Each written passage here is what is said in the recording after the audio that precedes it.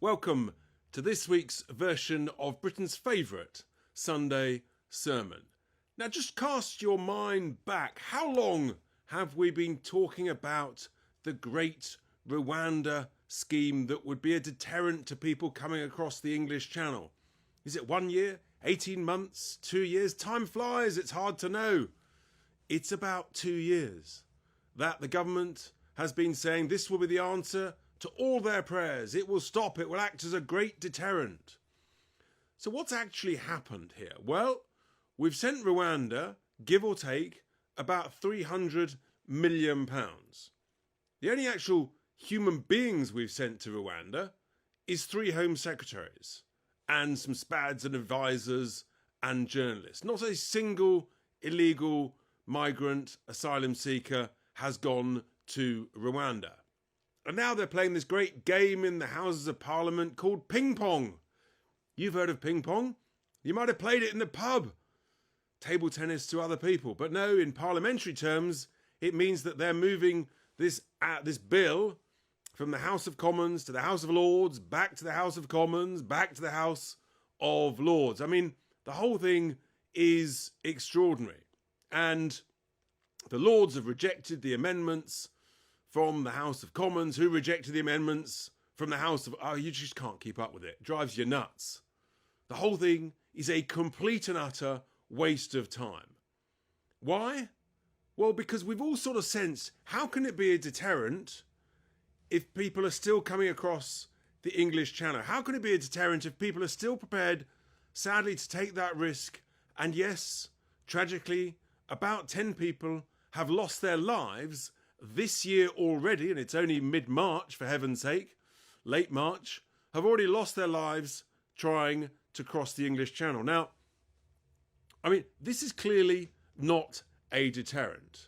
And at the end of last year, the Home Secretary said, yes, but crossings in 2023 are some 36% down on 2022. So the deterrent is there, it's working, their plan is working to stop the boats. Well, here we are, 10, 11, 12 weeks later, March 2024, and already this year, some 4,300 have crossed the English Channel. It's well above the same period this time last year, well above. And in the last 2 days, it looks like about 900 plus have crossed in just 2 days. 900 plus. The very same week that our parliamentarians are debating the latest twist to the latest bill supposedly to become an act. It's like this sort of the people smugglers. They're literally rubbing our noses in it. Here you are, here's a few more hundred whilst you're debating this great deterrent. The whole thing is completely and utterly absurd. It's a waste of parliamentary time, of journalistic effort, of readers' effort reading this stuff, of viewers' effort watching this stuff. The whole thing's an absolute farce. It's not a single jot of a deterrent. If anything, it might even be acting as more of a magnet where the people smugglers say, quick, get on with it, get in, before they do this new act. Honestly, how could anybody seriously have thought that this would be a deterrent? But don't worry. No, it's fine. The president of Rwanda has said, well, thanks for sending me the cash. If you are going to send a plane load over, we then might need a bit of a pause, folks. Yes, how long's a pause? Well, it might be 2 or 3 months. 2 or 3 months after one plane load of a deterrent that's trying to stop tens of thousands coming across the channel. I mean, you literally bury your head in sand at the stupidity of the whole thing. Maybe the president of Rwanda has just completely and utterly legged us over, shafted us, utterly ripped us off. He's just banked the cash. He might take a few if we can get round to it. But otherwise, thanks very much, folks. We then need a pause. We haven't quite built enough accommodation that you've already paid us for, and a lot more besides. I mean, I'm actually genuinely speechless. And I think I speak on behalf of millions and millions and millions of British people who just cannot believe the inane stupidity of these muppets in Westminster who genuinely think that this is going to have any effect whatsoever. Zip, zero, nil, null point. It's just not going to make any difference whatsoever. I'm sick of it. I think you're sick of it. I think the country's sick of it.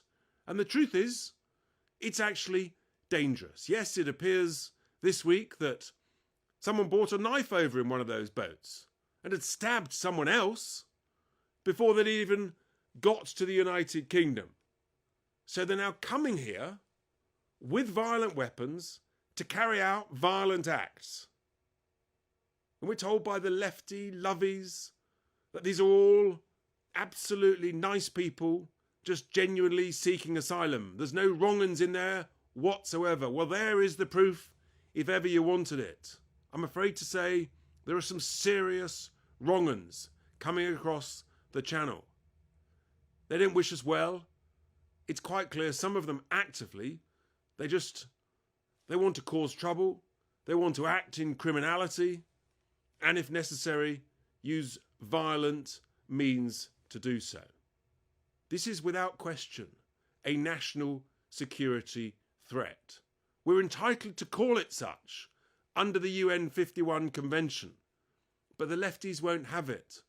They won't have it at all. What is required is courage and leadership.